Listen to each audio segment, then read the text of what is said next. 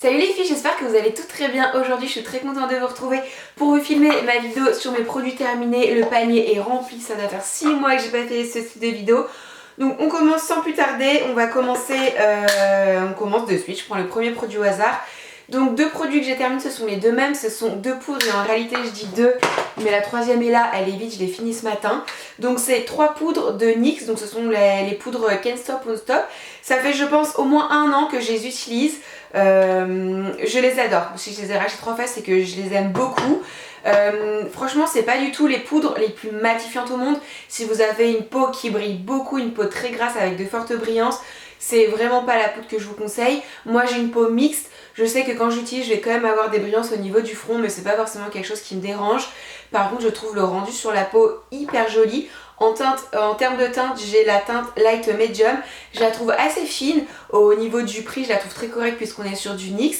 Et je trouve le rendu sur la peau hyper fin, hyper joli. Je trouve la couleur parfaite.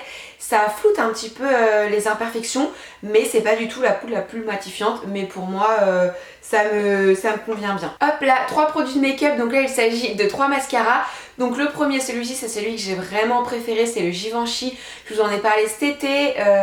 Donc c'est le Disturbia Mascara avec la petite brosse en silicone comme ça picot. Celui-ci, j'ai rien à dire. Je trouve qu'en termes de volume, de longueur, de tenue, je le trouve exceptionnel.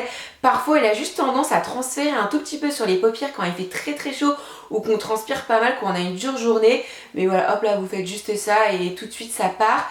Celui-ci, je l'aime énormément. Il est quand même pas mal parfumé. Moi, j'ai pas eu de soucis avec ça. Par contre, il y en a dans les commentaires, il y a des filles qui m'ont dit qu'elles avaient eu des allergies avec ce produit-là. Moi, honnêtement, j'en ai pas eu. Je le trouve vraiment très bien. Et ensuite, ce sont deux autres mascaras auxquels je suis pas hyper fan. Donc, le premier, le Climax de NARS. Celui-ci, je vous avouerai que je l'ai pas vraiment aimé. Il tenait ses promesses, volume, longueur, etc. Mais j'aimais pas vraiment le rendu sur mes cils. Celui-ci, je trouve qu'il me donnait vraiment un effet fossile, mais comme si je portais une frange de fossile. Alors que celui-ci, celui de NARS, je sais pas, j'ai pas eu un vrai feeling avec lui, je le trouvais pas ouf, quoi, je le trouvais pas exceptionnel. C'est clairement pas le mascara que je vais racheter. Et il y a celui-ci de Clarins, donc c'est le Wonder Perfect Mascara 4D. Celui-ci, je sais pas trop quoi en penser parce qu'au début je l'aimais pas du tout.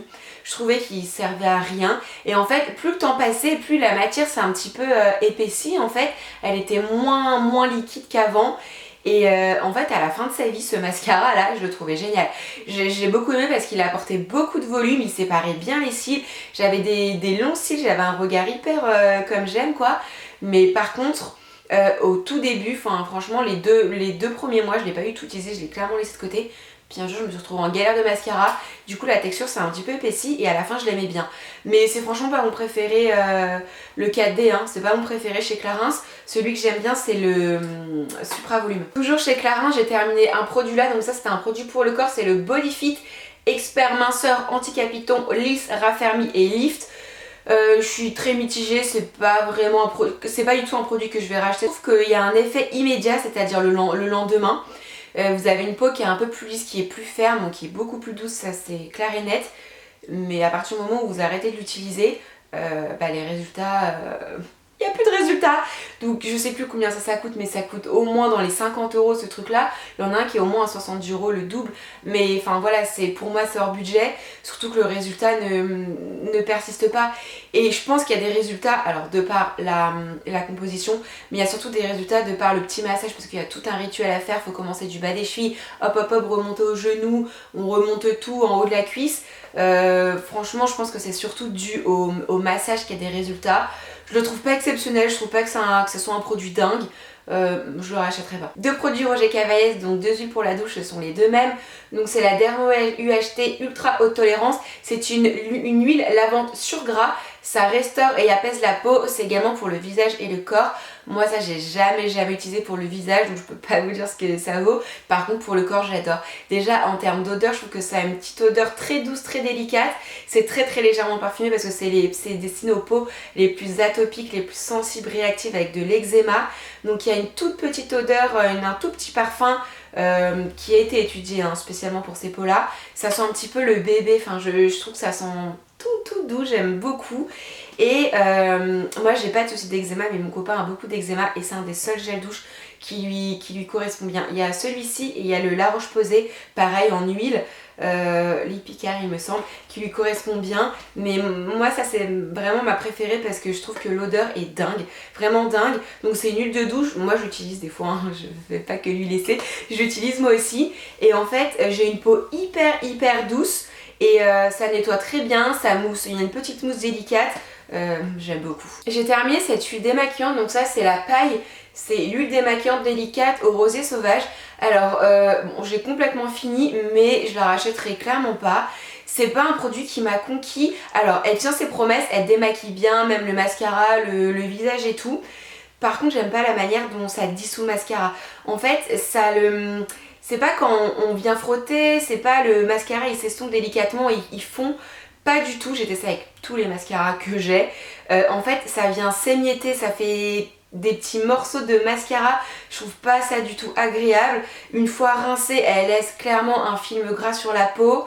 Je suis pas... Et elle met aussi également un petit film, vous savez, ça fait ça parfois avec certaines huiles, donc je suis pas fan. Ça met un film gras au niveau des yeux, et ben pendant quelques secondes, voire peut-être même parfois une minute, et ben ça le fait. Donc je l'ai fini. Mais franchement c'est pas un produit que j'ai aimé, c'est pas un produit que je recommande. On poursuit avec les démaquillants, donc il y en a un c'est le Take the Day Off de Clinique et il y en a un c'est celui de Sephora. Les deux sont très bien, ce sont des démaquillants biphasés, donc à mettre sur un coton et hop là pour venir démaquiller les yeux. Les deux sont très bien. Si je devais en racheter un, ça serait celui de Sephora au niveau du prix, puisque bon, vous imaginez bien que Clinique en termes de prix c'est pas la même chose que le Sephora, mais les deux sont très bien. Je peux pas dire que j'en préfère un à l'autre, vraiment les deux sont vraiment très bien. Une crème nettoyante cette fois-ci de la marque Corès, il me semble que je vous en ai déjà parlé de celle-ci. Je l'ai trouvée très bien, donc c'est crème nettoyante moussante à la rose sauvage. Moi j'adore les formats comme ça flacon parce que je le mets sur le rebord de... Enfin je le mets dans ma douche. C'est ultra pratique, c'est en plastique donc si jamais ça tombe ça casse pas. J'ai rien à dire dessus, je la trouvais très bien, elle nettoyait bien ma peau sans l'irriter, sans trop la sécher, ça m'a pas donné de boutons, rien. C'est un produit que j'ai eu plaisir à utiliser. Je pense pas le racheter de suite parce que j'ai d'autres produits à finir ou encore même à commencer. Là je suis sur la composition, j'avais oublié, on est à 86,6% de produits naturels à l'intérieur. Il n'y a pas de minéraux, il y a de huile minérale, il n'y a pas de silicone, il n'y a pas de parabènes, il n'y a pas de SLES, enfin bref, tous les trucs un petit peu, la compo un peu cracra. Moi je fais pas forcément attention à ça, mais pour les personnes qui font attention justement à ça, c'est un très bon nettoyant. Alors que celui-ci, moi j'aime beaucoup la Roche-Posay, hein, donc on pourra me dire ce qu'on veut dans les commentaires que la compo elle est pas ouf. Moi c'est une marque que j'affectionne tout particulièrement et à chaque fois que j'utilise des produits je suis dingue de tous les produits. Donc là en l'occurrence c'est le gel moussant purifiant pour les peaux grasses et sensibles de Effaclar. Donc celui-ci pareil, hein, moi je l'ai bien aimé. Par contre quand on regarde la composition, ils disent qu'il y a du sodium lauryl sulfate, donc c'est l'agent moussant qui parfois peut venir irriter la peau. Alors Effaclar c'est destiné aux peaux avec imperfection, les peaux grasses qui ont de l'acné, des boutons, des choses comme ça. Moi j'en ai eu à un moment donné pendant le mois de novembre-décembre, mais celui-ci je l'utilise depuis bien plus longtemps parce que pour vider un gros flacon comme ça, vous imaginez bien, j'ai mis quand même plusieurs mois. Moi je l'aime bien, c'est un produit que je rachète assez régulièrement, surtout au niveau du début de l'automne à la fin de l'été. J'ai pas mal de petits boutons, de petites choses comme ça, ma peau a pris le soleil et c'est un peu épaissi, donc j'ai une belle peau l'été et puis dès qu'arrive l'automne, hop là, plein de petits boutons qui arrivent, donc j'aime bien l'utiliser, c'est un gel. Voilà, moi je le trouve je le trouve bien, j'ai rien de négatif à dire. Et deux autres produits de la Roche-Posay et puis après on aura fini avec la Roche-Posay. Donc ça on va aller très vite parce que je vous en parle à chaque fois. Le Sérozinc c'est une eau thermale en spray comme ça à mettre sur le visage, mais qui est enrichie en zinc. Donc ça vient assainir et apaiser la peau. C'est parfait pour les peaux à tendance à imperfection, des choses comme ça. Et même les peaux à tendance à avoir des rougeurs, ça va venir apaiser. Donc vous utilisez ça en sortant de la douche et vous laissez pas ça poser sur votre peau pendant 10 minutes et que ça sèche tout seul. Il faut absolument venir le sécher avec un petit Kleenex parce que si vous laissez de l'eau sécher à la surface de votre peau, ça dessèche encore plus la peau. En fait ça vient attirer l'eau qui est dans votre peau et hop là ça dessèche encore plus la peau. Bah ça franchement c'est un produit dont je vous parle depuis au moins je pense 3-4 ans. Donc oui c'est clair et net, je l'ai déjà racheté plusieurs fois. Et également ce produit là, donc encore une fois c'est mon nettoyant préféré de la Roche-Posay. C'est un nettoyant, moi j'utilise plutôt comme un démaquillant puisqu'en fait il fait les deux. C'est un fluide nettoyant et démaquillant visage et yeux. tout type de peau intolérante. Donc c'est la gamme Toleriane, donc comme son nom l'indique pour les peaux les plus intolérantes. C'est un lait, donc moi j'en mets dans ma main, je viens chauffer, je fais tout mon visage, je fais également mes yeux avec. Je viens rincer et ensuite je fais un deuxième passage de lait parce que quand on a du fond de teint, de l'anti-cerne, de la poudre, du bronzer, du blush, un seul passage c'est pas suffisant, mais en 2 passages c'est très très cool et c'est également un nettoyant en fait. Donc moi le matin je nettoie mon visage en général, bon en ce moment c'était ça mais du coup j'ai changé, j'en ai pris un autre. Je nettoie mon visage en sortant du sport avec vraiment un vrai produit nettoyant moussant et le soir je fais 2 passages de ça, du coup ça me démaquille mais ça nettoie mon visage aussi et je fais les yeux, donc je trouve vraiment très bien. J'ai retrouvé cet anti-cerne là, donc c'est un produit de make-up, c'est l'anti-cerne Fenty Beauty. Je vous ai batiné avec pendant des mois et des mois. C'est un produit que j'ai adoré pour que moi je termine un anti-cerne. C'est vraiment quelque chose.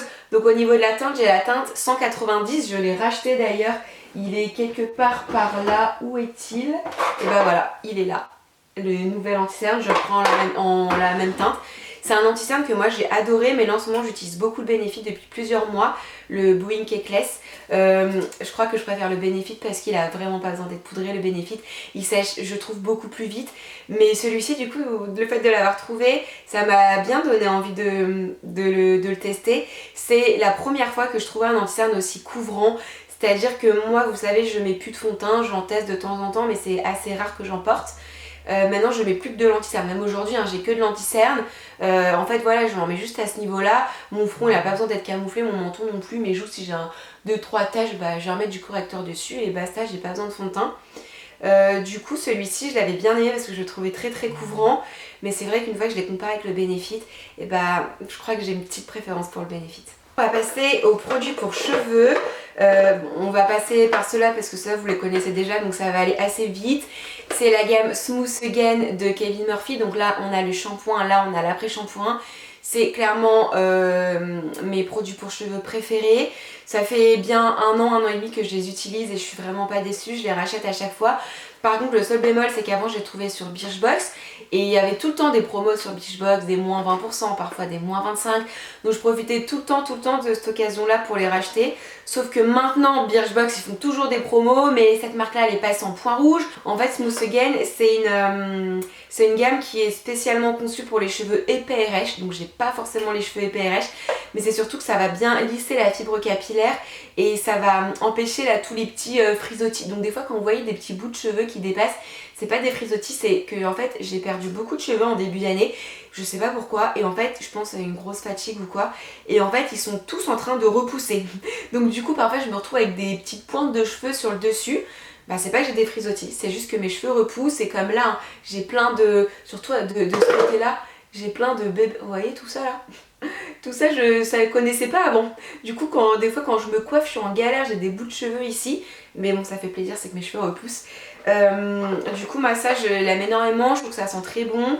Alors il y en a plein qui sont pas fans de la compo. Moi je me suis renseignée, la composition oui on a du silicone, mais par contre c'est pas un silicone dégueulasse, c'est pas du plastique qu'on peut trouver dans des shampoings de grande surface. En fait c'est des silicones qui proviennent des algues. Donc en un seul shampoing, le silicone qu'on a pu mettre avec ces produits là il s'en va en fait, il met pas 1 mois à partir.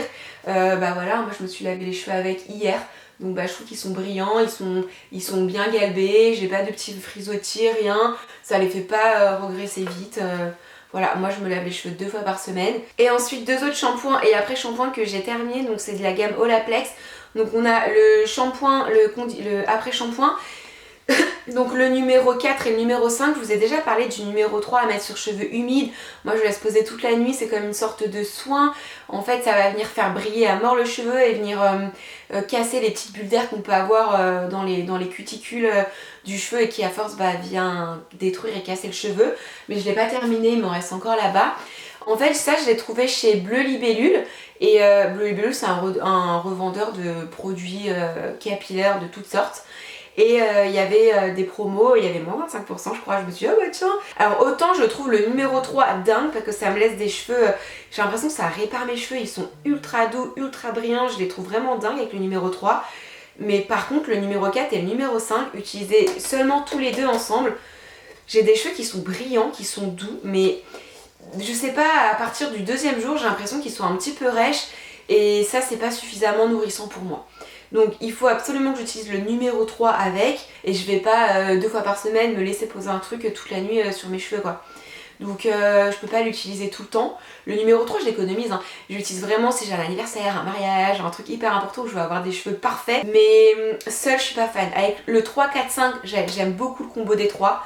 Mais le numéro 4 et le numéro 5 je trouve qu'il manque quelque chose. Ou alors je devrais certainement mettre un masque entre deux.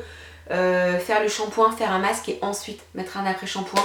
Mais ça prend du temps. Bon bah écoutez les filles, ma vidéo est maintenant terminée finalement. Oh ça va, on n'aura pas mis tant de temps que ça hein, pour au moins 3-4 mois, peut-être même 5 mois de produits terminés. Moi bah j'espère que cette vidéo vous aura plu. N'hésitez pas à me dire en commentaire quels sont les produits que vous rachetez tout le temps. Si jamais vous aimez mes vidéos, et bah n'hésitez pas à vous abonner parce que quand je regarde dans les statistiques là sur YouTube, il y a énormément de personnes qui suivent mes vidéos mais qui ne sont pas abonnées. Moi ça me fait plaisir de voir qu'on grandit et tout, enfin voilà, c'est un petit truc, c'est un petit geste, hein, ça vous prend une minute mais moi ça me fait super plaisir. Et puis voilà, en attendant une prochaine vidéo, je vous fais plein de gros bisous et je vous dis à très vite.